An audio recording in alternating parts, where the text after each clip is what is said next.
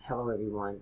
I want to talk about Balaam for a minute and show you what they've done here.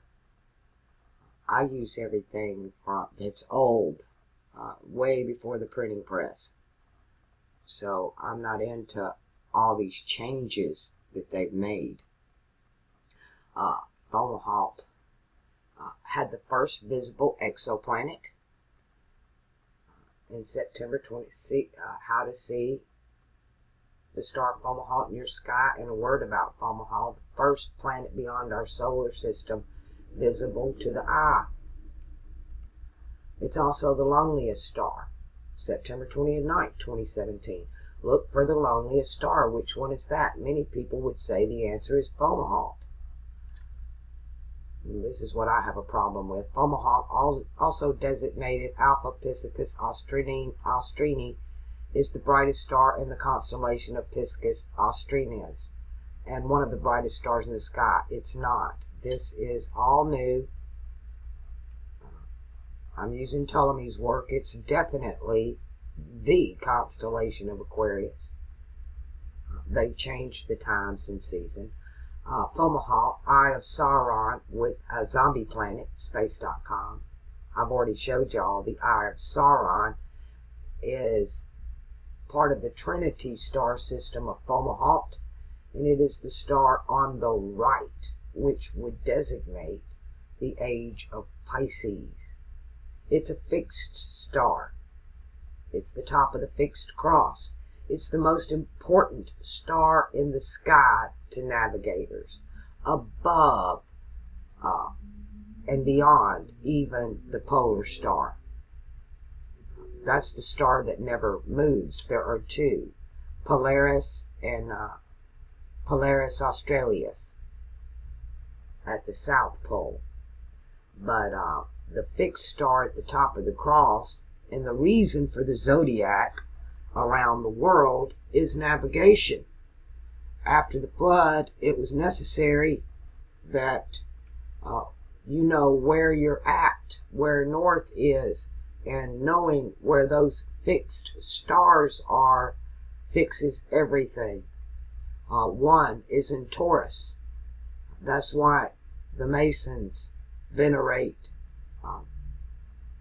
Taurus and the constellation of Orion, because they're markers in the sky. Aldebaran in Taurus, in the eye of the bull, is on the right hand of the cross. Jesus, or Balaam, is the man on the cross, Fomalhaut. And then you have Antares, which is actually an eagle but represented as Scorpio, on the cross. And then at the foot of the cross, Regulus in Leo. Let's see if we can get this thing to load some images. Yeah, the Eye of Sauron. I've showed you people these pictures before. This is from the Herschel telescope here, Hubble, and then Alma, and a comprised picture. Of course, this is the star to the left of Fomalhaut, so it's not actually the loneliest star in the sky, is it? We're just unable to see these two until today. Now, the ancient writings that they used definitely mentions the other two stars with Balaam, but we are not told about it in many of the works. Now, here is an older view of what you would call the constellation of Aquarius, below Aquarius in Fomalhaut, and you can see Piscis Austrinius is below this line. So no, it is not. It is definitely in Aquarius. So it makes me angry that they do this. And if you pull it up to Fomalhaut, you do get the kite, which is an air sign. Libra also has a kite, and you can even do one in Gemini. I'm wondering, should we redo the sigils for this would be our belt, our star belts. where they all go. I love these little things. And there goes the sirens. But just wanted to show you this, talk about this. See if this will clear up a little bit. A lot of these pictures will come in clearer. And they've done it again. Here's a different one. But I've been watching Thalem rise every night as I get up to do these charts.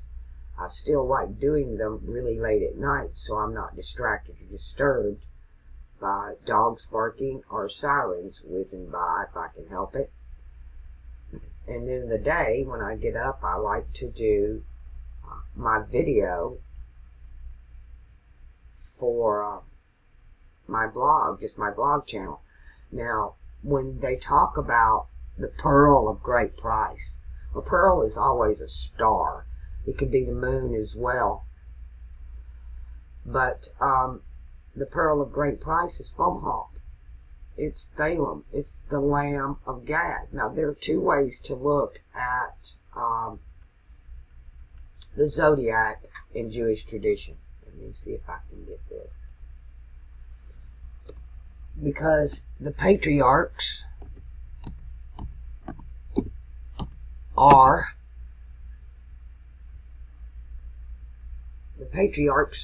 also the constellations or houses of the zodiac. But they're laid out in two different ways because there's two different stories. One goes one way, actually four, because one goes one way, one goes the other, and it's told in a sun tale and a moon tale. The Hebrews, or actually it was the Babylonians, did this. They laid down a law that the first house is Aries. That's because that's the house they're in. That don't make it the first house. But when they laid down the information, that's how they did it. So for you to understand it, you must start with Aries when reading their scripts. It doesn't work in the other scripts. Now they have a reverse script. When you do this, there are two scripts. Let's use this one. If I can get it to come up. One starts with Aries here, and it goes this way, making Aries the head and Pisces the feet. We have another one, and when you use this one, it starts in Aries and ends in Pisces. That makes this Joseph, because you have Joseph and Benjamin, the last two born. Yes, indeed. Mercury is still combust of the sun. We're going to get those interruptions. Okay. Aries is the head. Pisces is the feet. That would make Aquarius Joseph and Pisces Benjamin. If you do it where you start with Leo is Judah, then that makes Aquarius Gad. That's why you have Thalem of Gad, or the Lamb of God. And then there's the firstborn son, which is Reuben. And another interruption. Sorry about that. I can't believe I still have my train of thought. If you count Reuben as the firstborn, Ru is red, and Ben is son of, or the son of the red man, the red son, the firstborn. He's the Alpha and the Omega. He's the first and the last. The symbol in alchemy for an air sign is the capital A in the circle. You're seeing that a lot right now in anarchy. And then those are the archetypes anyway. So that's what I wanted to discuss with you, is the order of these and all the tales. And you have the 12 tribes, the 12 sons, the 12 apostles, the 12 disciples, and each one of them represent one of the Christian religion. This would be Jesus. For the Jews, it can be Reuben, it can be Gad, depending on which one you start with, which tale they're telling, right? But the firstborn is always heir to the throne, right? He's the inheritor. So to me, this would be Reuben. So the Native Americans were the firstborn. We came before any of you, and we will be the last ones here. The first shall be the last, and the last shall be the first. And you know what to do. Commit that random act of kindness every single day, every opportunity you get to bank that karma. Why? Why do I keep telling you this? Let's look at it. Karma, reversed, is a mark. So either you got good karma or you get a bad mark. How about that one? Time to turn it around, as SpongeBob says. And go bank your karma. Have a great day, and the links you need are below.